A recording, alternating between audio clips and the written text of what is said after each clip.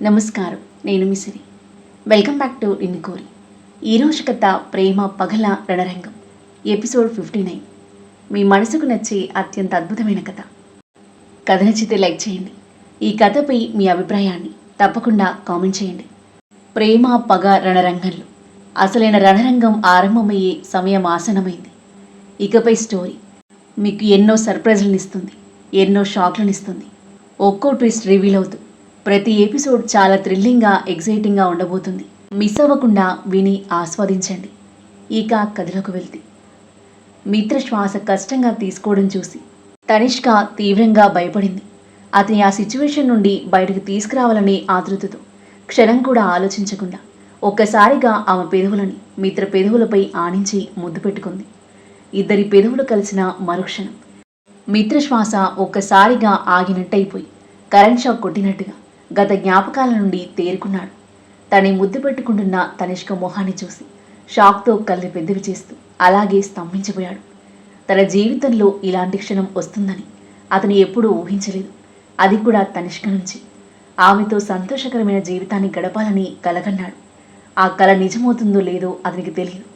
ఇప్పుడు తనిష్క అనూహ్యంగా ముద్దు పెట్టుకోవడం అతనిలో మాటల్లో చెప్పలేని ఎన్నో భావాలని ఒక్కసారిగా రేకెత్తించింది. తన పెదవులపై ఆమె పెదవుల స్పర్శ అతని హృదయాన్ని తాకింది, మదిని వింతగా పులకింపజేసింది. తనిష్క దూరం జరగగా షాక్ నుండి తేరుకుని ఒక్కసారిగా ఊపిరి పీల్చుకుంటూ తనిష్క వైపు చూశాడు మెరిసే కళ్ళతో. తల వంచుకుని మౌనంగా కూర్చుంది తనిష్క. తాను చేసిన పనికి ఆమెకు సిగ్గుగా అనిపించింది. ఏం మాట్లాడాలో తెలియక తన చేతి వేళ్ళని మెల్లిగా నలుపుకుంటూ కూర్చుంది.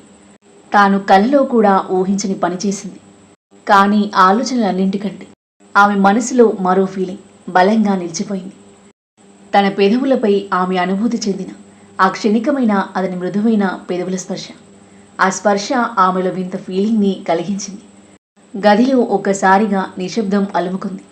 టీవీలో మూవీ రన్ అవుతూనే ఉంది. కానీ ఆ సౌండ్ కూడా వినిపించినంతగా తమ ఆలోచనల్లో మునిగిపోయారు ఇద్దరు. మిత్ర ఆమె మొహాన్ని చూస్తూ ఉన్నాడు. తన వల్లే ఆమె అతని కళ్ళలోకి కూడా చూడలేకపోతుంది అన్న బాధ ఆమె మొహంలో కనిపిస్తున్న అపరాధ భావం అతని మనసుని కలిచివేసింది. నేను తనని ఇంత కంగారు పెట్టకుండా ఉండుంటే ఇప్పుడు ఆమె నా ముందిలా సిగ్గుపడాల్సిన అవసరం ఉండేది కాదు. మిత్రకి తనపై తనకే పిచ్చి కోపం వచ్చింది. పిడికిలి బిగుసుకుంది. ఒక్కసారిగా లేచి అక్కడి నుంచి వెళ్ళబోయాడు. అది గమనించిన తనిష్క వెంటనే అతని చేయి పట్టుకుంది. మిత్ర ఆగిపోయాడు. కానీ వెనక్కి తిరిగి ఆమె వైపు చూడలేదు. కొన్ని క్షణాల తర్వాత తన గొంతులోని బాధని దాచుకుంటూ, నేను దీన్ని ఎప్పటికీ సహించలేను తనిష్క అని అన్నాడు. తనిష్క అయోమయంగా అతని వైపు చూసింది. ఏంటి? మెల్లిగా అడిగింది. నా వల్ల నిన్ను నువ్వే తక్కువగా భావించుకోవడం, ఇప్పుడు చేసిన పనికి గిల్టీ ఫీలింగ్తో బాధపడ్డాం నాకు అస్సలు ఇష్టం లేదు. అలాంటిదేం కాదు. తనిష్క వెంటనే తలడ్డంగా ఊపింది. మరి నీ పరిస్థితి చూసిన తర్వాత ఏం చేయాలో నాకు అర్థం కాలేదు. నువ్వేదో కారణంగా చాలా టెన్షన్ పడుతున్నావని అనిపించింది. నిన్ను ఆ సిచ్యువేషన్ నుంచి బయటకు తీసుకురావడానికి ఏదో ఒకటి చేయాలనిపించింది. అందుకే అంటూ మాట మధ్యలోని ఆపేసింది తనిష్క. మిత్ర ఆ వైపు తిరిగి చూశాడు. అందుకే నన్ను ముద్దు పెట్టుకున్నావు. తనిష్క తల వంచుకుంది. అంటే నా ప్లేస్లో ఇంకెవరైనా ఉండుంటే వాళ్ళని కూడా అలాగే ముద్దు పెట్టుకునేదానివా? మిత్ర బాధగా అడిగాడు. మిత్ర కోపంగా అతని వైపు చూస్తుంది తనిష్క. మిత్ర వెంటనే తనని తాను కంట్రోల్ చేసుకుని సారీ అని అన్నాడు. కొన్ని క్షణాలు మౌనం తర్వాత మిత్ర నెమ్మదిగా తనిష్క దగ్గరకొచ్చి ఆమె మొహాన్ని చేతిలోకి తీసుకొని కళ్ళలోకి లోతుగా చూశాడు. అతని కళ్ళలో కోపం లేదు, బాధుంది. తనిష్క, అతని స్వరం చాలా మృదువుగా మారింది. జీవితం నా దగ్గర నుంచి చాలా తీసుకెళ్ళింది. తనిష్క మౌనంగా అతని కళ్ళలోకి చూస్తుంది.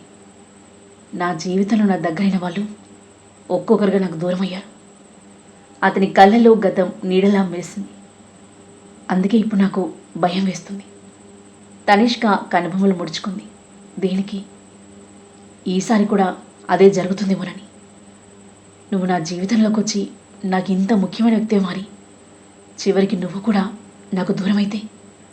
హృదయం గొంతు భారమే మాట్లాడలేక ఆపేశాడు మిత్ర. తనిష్క కళ్ళల్లో నీళ్లు చేరాయి. మిత్ర కళ్ళల్లో చేరిన కన్నిటిని తుడుచుకొని, ఈసారి మాత్రం నేను నమ్మిన ఈ నిజం చెరిగిపోకూడదని కోరుకుంటున్నాను అని అన్నాడు. తనిష్క నిశ్శబ్దంగా అతని కళ్ళలోకి చూస్తూ నిలిచిపోయింది. ఆ క్షణంలో మొదటిసారిగా అర్థమైంది ఆమెకు మిత్ర తనని ఎంతగా ప్రేమిస్తున్నాడు. అంతేకాదు, ఆ ప్రేమను కోల్పోతాననే భయం అతని మనసులో ఎంత లోతుగా పాతుకుపోయిందో కూడా. నువ్వు వేరొకరిని ప్రేమిస్తున్నావని ఇంతకాలం మౌనంగా ఉన్నాను. నిన్ను కలవకముందు నాకు ఈ ఫీలింగ్ ఎలా ఉంటుందో కూడా తెలియదు. కానీ ఇప్పుడు నువ్వు లేకుండా ఉండడం నా వల్ల కావడం లేదు. నువ్వు లేకుండా బ్రతకలేని తనిష్క. తనిష్క ఒక్కసారిగా ఆశ్చర్యపోయింది. మిత్ర, నువ్వు ఈరోజు మాత్రం నన్ను చెప్పనివ్వు. ఇంకెప్పుడైనా ఇంత ధైర్యం కూడగట్టుకోవాలనో లేదో నాకు తెలీదు. నేను రేపు ఎలా ఉంటానో నాకు తెలీదు. రేపు ఏం జరుగుతుందో కూడా తెలీదు అని ఒక్క క్షణం ఆగి ఆమె కళ్ళలోకి సూటిగా చూస్తూ, తనిష్క, నేను నిన్ను ప్రేమిస్తున్నాను అని ఎంతో ఉద్వేగంగా చెప్పాడు. ఆ మాట వినగానే తనిష్క గుండె ఒక్కసారిగా ఆగినట్టయింది. మిత్ర ఆమె చెంపపై చేతులు వేసి ప్రేమ నిండిన కళ్ళతో ఆమె కళ్ళలోకి చూస్తూ, నాకు నువ్వు కావాలి. నా జీవితంలో ఒక భాగంగా నాతో ఉంటావా అని అడిగాడు ఆశగా. ఆ మాట విన్న తనిష్క కళ్ళల్లో నీళ్లు తిరిగాయి. ఏ సమాధానం చెప్పాలో అర్థం కాక అలాగే స్తంభించిపోయింది. అంతలోని మిత్ర శరీరం ఒక్కసారిగా బలహీనపడి ఆమె చెంపపై ఉన్న చేతులు కిందకి జారి అతను పక్కకు తూలాడు. మిత్ర, తనిష్క ఉలిక్కిపడి అతని పట్టుకొని జాగ్రత్తగా సోఫాలో కూర్చోబెట్టి అతని పరిస్థితిని చెక్ చేసింది. మిత్ర, ఆర్ యు ఓకే? కంగారుగా అడిగింది. మిత్ర ఏమీ మాట్లాడే పొజిషన్లో లేడు. అలాగే ఆమె ఒడిలో తలపెట్టుకుని నిద్రలోకి జారుకున్నాడు. తనిష్క అతని మొహంలోకి చూస్తూ ఉంది. నేను నిన్ను ప్రేమిస్తున్నాను. అతను చెప్పిన ఆ మాట ఆమె చెవుల్లో మళ్ళీ మళ్ళీ వినిపిస్తుంది.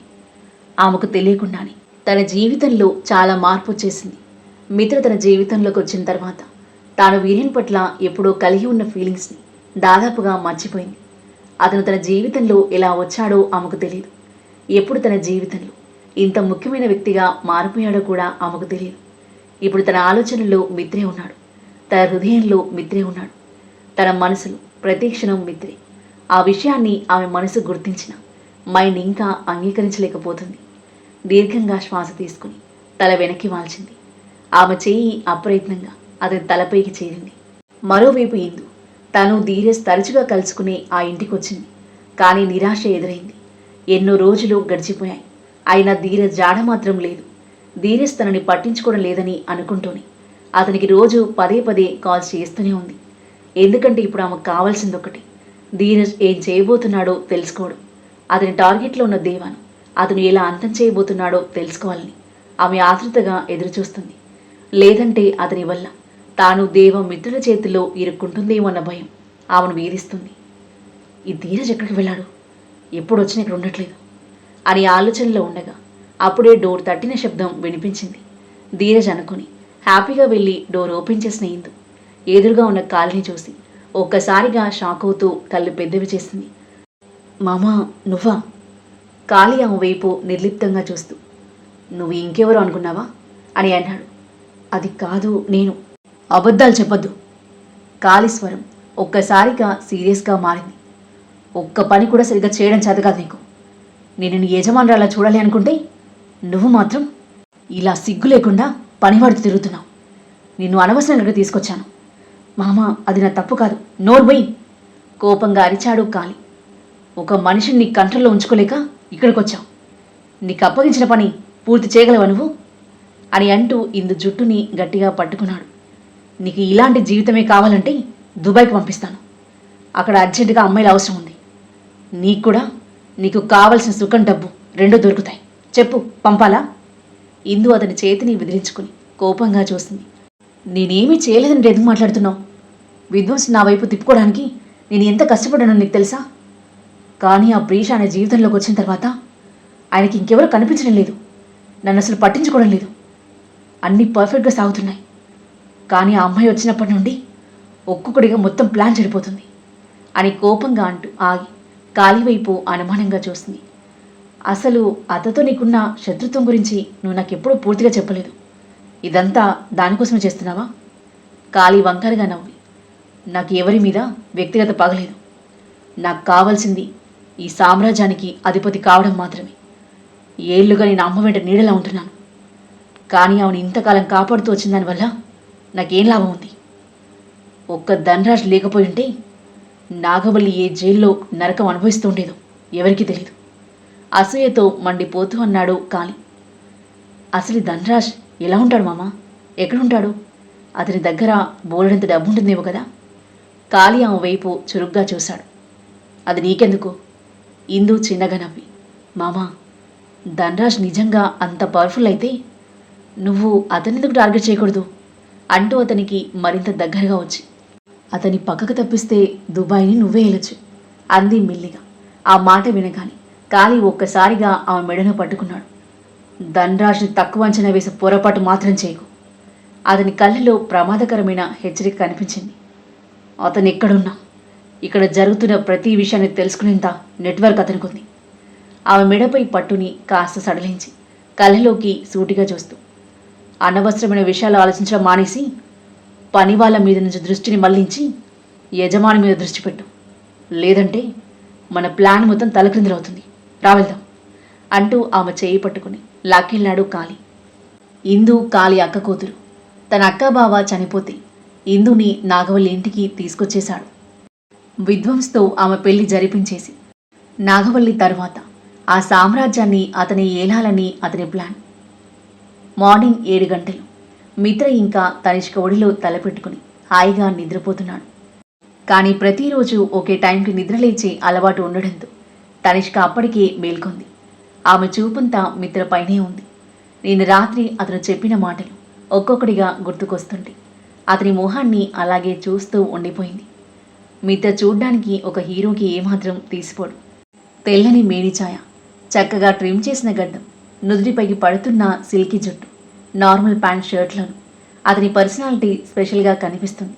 మంచి ఫిజిక్, ఒక చెవికి చిన్న ఇయరింగ్, చెంప కింద ఉన్న చిన్న పుట్టుమచ్చ అన్నీ కలిసి అతని మొహానికి మరింత ఆకర్షణని తీసుకొచ్చాయి. మిత్ర నన్ను ప్రేమిస్తున్నాడా? తనిష్క ఇంకా నమ్మలేకపోతుంది. వినయన్ తనని కాదనడంతో ఎంతో బాధతో నిండిపోయిన తన మనసు మిత్ర ప్రేమకి మురిసిపోయింది. తన మనసులో ఉన్న వినయన్ ప్లేస్ని మిత్ర దాదాపుగా ఆక్రమించేశాడు. కానీ అది ఇంకా రియలైజ్ అవ్వట్లేదు తనిష్క. అతని ఆలోచనల నుండి ఒక్కసారిగా బయటకొచ్చి తల విదిలించి, నేనేం ఆలోచిస్తున్నాను? మిత్ర గురించి ఇలా ఎందుకు ఆలోచిస్తున్నాను? ఆమె మనసు మరింత గందరగోళంగా మారింది. ఓ గాడ్, అంతా ఎందుకింత కాంప్లికేటెడ్గా మారిపోయింది? అసలు నాకేం కావాలో నాకే అర్థం కావడం లేదు. ఆలోచనలో ఉండగానే ఆమె చెయ్యి అప్రయత్నంగా మిత్ర చెదిరిపోయిన జుట్టులోకి వెళ్ళింది. ఆ స్పర్శని ఫీల్ అయిన మిత్ర కళ్ళు మూసుకొని చిన్నగా నవ్వాడు. కొన్ని క్షణాల తర్వాత నెమ్మదిగా కళ్ళు తెరిచాడు. ఎదురుగా తనిష్క కనిపించింది. వారి కళ్ళు కలిశాయి. కొన్ని క్షణాల పాటు ఇద్దరూ ఏమీ మాట్లాడకుండా ఒకరినొకరు చూస్తూనే ఉండిపోయారు. పెదవులు మాట్లాడకుండా వారి కళ్ళే ఎన్నో ఊసులు చెప్పుకుంటున్నాయి. మిత్ర తేరుకుని ఒక్కసారిగా లేచి కూర్చున్నాడు. నేను ఇక్కడికి ఇలా వచ్చాను? నేను నైట్ జస్ట్ మాట్లాడుతున్నాను కదా. తనిష్క చిన్నగా నవ్వింది. నైట్ నీకు పానిక్ అటాక్ వచ్చినట్టుంది, అందుకే మాట్లాడుతూనే నిద్రపోయాం. నిన్న రాత్రి జరిగిన సంఘటన గుర్తుకు రాగానే మిత్ర మొహం ఒక్కసారిగా గంభీరంగా మారిపోయింది. ఏం చెప్పాలో అతనికి అర్థం కాలేదు. గతం తాలూకు జ్ఞాపకాల వల్ల దేవాలాగే తనకి కూడా అప్పుడప్పుడు పానిక్ అటాక్ వస్తూ ఉంటుంది. ఇలాంటి పరిస్థితి తనకు వచ్చినప్పుడల్లా దేవ తనని శాంతింపజేసి నిద్రపుచ్చేవాడు. బహుశా అది ఇప్పుడు తనకి ఒక అలవాటుగా మారిపోయిందేమో అనిపించింది మిత్రకి. ఏం జరిగింది? ఎందుకలా మంటలను చూసి భయపడ్డాం? అడిగింది తనిష్క. మిత్ర తన ఆలోచనని పక్కన పెట్టి తనిష్క వైపు చూశాడు. అసలు నీకేమైంది? నిన్నటి నుంచి నా గురించి తెలుసుకోవాలని ఇంతగా ఎందుకు చూస్తున్నావు అని అడిగాడు ఆమె కళ్ళలోకి చూస్తూ. అది ఒక ఫ్రెండ్గా నీ గురించి తెలుసుకోవాలని తడబడుతూ అంది తనిష్క అటు ఇటు చూస్తూ. మిత్ర మొహంలో చిరునవ్వు మాయమైంది. వెంటనే ఆమెకు కాస్త వెనక్కి జరిగి కూర్చుని, సారీ, నా గురించి కొన్ని విషయాలు జస్ట్ ఫ్రెండ్స్కి చెప్పలేను అని అన్నాడు. తనిష్క అతని వైపు చూసింది. మన మధ్య ఉన్న బంధం మరింత స్ట్రాంగ్ అయినప్పుడు నా గురించి నీకు అంతా చెప్తాను. అంతవరకు నన్ను అర్థం చేసుకోవడానికి ప్రయత్నించకు. నేను ఇప్పుడు వెళ్తాను, నీకు కూడా లేట్ అవుతుంది అంటూ మిత్ర లేచి బయటికి వెళ్లేందుకు అడుగులు వేశాడు. అతను అలా వెళ్ళిపోవడం తనిష్కకి అస్సలు నచ్చలేదు. అతని ఆపాలని అనిపించింది. కానీ పెదవులు అడుగులు కదలలేదు. ఆమె కళ్ళు మాత్రం ఆందోళనగా అతని వెంటే వెళ్ళాయి. డోర్ దగ్గరికి వెళ్ళిన మిత్ర ఒక్కసారిగా ఆగాడు. కొన్ని క్షణాలు అక్కడే నిలబడి చివరకు వెనక్కి తిరిగి తనిష్క వైపు చూశాడు. డీప్ బ్రీత్ తీసుకుని వేగంగా ఆమె దగ్గరకు వచ్చి ఆమె నుదుటిపై చిన్నగా ముద్దు పెట్టాడు. తనిష్క తుల్లిపడినట్లుగా చూసింది. మిత్ర ఆమె కళ్ళకు చూస్తూ, ఇలా చేయడానికి నాకు హక్కు లేదని నాకు తెలుసు, కానీ నువ్వు నన్ను ఆపని కూడా నాకు తెలుసు అని అన్నాడు. తనిష్క ఏమీ మాట్లాడలేదు. మిత్ర చిన్నగా నవ్వాడు. నేను చెప్పిన ప్రతి మాటలోనూ నిజం ఉంది. నా ఫీలింగ్స్లో కూడా నిజాయితీ ఉంది. కదలడం నాకు రాదు అంటూ తనిష్క చెంపపై చేయి వేసి, నువ్వు లేకుండా నా జీవితం అసంపూర్ణంగా అనిపిస్తుంది అని అన్నాడు. ఆ మాట తనిష్క గుండెల్లో ఎక్కడో లోతుగా తాకింది. బాయ్, జాగ్రత్తగా ఉండు, నేను నిన్ను మళ్ళీ కలుస్తాను అని చెప్పి మిత్ర అక్కడి నుంచి వెళ్ళిపోయాడు. తనిష్క అక్కడే ఒక విగ్రహంలా నిలబడిపోయి వణుకుతున్న చేత్తో తన నుదుటిని తాకింది. ఆ స్పర్శ ఇంకా అక్కడే ఉన్నట్టుగా అనిపించింది. మెల్లిగా కళ్ళు మూసుకుంది. ఆమె కంటి చివరి నుంచి ఒక కన్నీటి చుక్క జారింది. అది బాధతో వచ్చిన కన్నీరు, ఆనందంతో వచ్చిన కన్నీరు ఆమెకి అర్థం కాలేదు. కానీ మిత్ర చెప్పిన ప్రతి మాట ఆమె హృదయంలో చెరగని ముద్ర వేసింది. మరోవైపు ఆఫీస్కి రీచ్ అయిన అన్వి చాలాసేపటి నుంచి వీరేన్ కోసం ఎదురుచూస్తుంది. నిన్నటిలాగే ఈరోజు కూడా అతని క్యాబిన్లో ఫ్లవర్స్ పెట్టి ఇప్పుడు అతని కోసం ఆతృతగా చూస్తుంది. తాను తెచ్చిన ఫ్లవర్స్ని వీరేన్ వెంటనే బయటికి విసిరేస్తాడని ఆమెకు తెలుసు. అయినా సరే తన వంతు ప్రయత్నం చేయకుండా ఉండలేకపోతుంది. అప్పుడే ఎదురుగా వీరేన్ కనిపించాడు. తమ టీమ్మేట్ అభయ్తో ఏదో సీరియస్గా డిస్కస్ చేస్తూ వస్తున్నాడు. వీరేన్ని చూడగానే అన్వి మొహం ఆనందంతో వెలిగిపోయింది. వీరేన్ అతనితో ఏదో చెప్పబోయింది. కానీ వీరేన్ ఆమె వైపు కనీసం చూడకుండా ముందుకు వెళ్ళిపోయాడు. అతని వెనక్కి వస్తున్న అభయ్ మాత్రం అన్వి వైపు చూసి పెద్దగా నవ్వుతూ ఫ్లయింగ్ కిస్ ఇచ్చాడు. అన్వి చిన్నగా స్మైల్ ఇచ్చింది. ఆ దృశ్యం వీరేన్ కంటపడి వెనక్కి తిరిగి అభయ్ వైపు ఒక చూపు చూసి ఏమీ అనకుండా తన క్యాబిన్లోకి వెళ్ళాడు. వీరేన్ ఊహించినట్టుగానే అతని క్యాబిన్లో లావెండర్ సువాసన వెదజల్లుతుంది. టేబుల్పై అందంగా అమర్చిన పువ్వులున్నాయి. వాటి పక్కనే కపుల్ డాల్స్తో ఉన్న గ్లాస్ షోపీస్ ఉంది. దానిపైన విత్ లవ్ అని రాసి ఉంది. అది చూడగానే వీరేన్ పిడికిళ్ళు బిగుసుకున్నాయి. షీస్ క్రేజీ, అసహనంగా తనలో తానే అనుకుంటూ క్యాబిన్ నుండి బయటికి వెళ్ళిపోయాడు. అతను సడన్గా బయటికి వెళ్ళిపోవడంతో అన్వి కూడా అతని వెనుకే పరిగెత్తింది. పార్కింగ్ ఏరియాలోకి వచ్చేసరికి అతని పక్కనే నడుస్తూ, వీరేన్ ఎక్కడికి వెళ్తున్నావు? ఒక్క నిమిషం ఆగు అంటూ అతని చేయి పట్టుకుంది. వీరేన్ ఒక్కసారిగా వెనక్కి తిరిగి ఆమె చేతిని విదిలించుకుని, స్టాప్ ఇట్ అన్వి అని గట్టిగా అరిచాడు. అన్వి ఒక్క క్షణం భయపడిపోయింది. ఇంత కోపంగా వీరేన్ని ఆమె ఇంతకు ముందెప్పుడు చూడలేదు. వీరేన్, నా మాట ఒక్కసారి విను. నీ పిచ్చి మాటలు విని నేనేం చేయాలి? వినాల్సినవన్నీ విన్నాను, ఇంకేం వినాలి? నిన్ను అవాయిడ్ చేస్తుంటే నీకు అర్థం కావట్లేదా?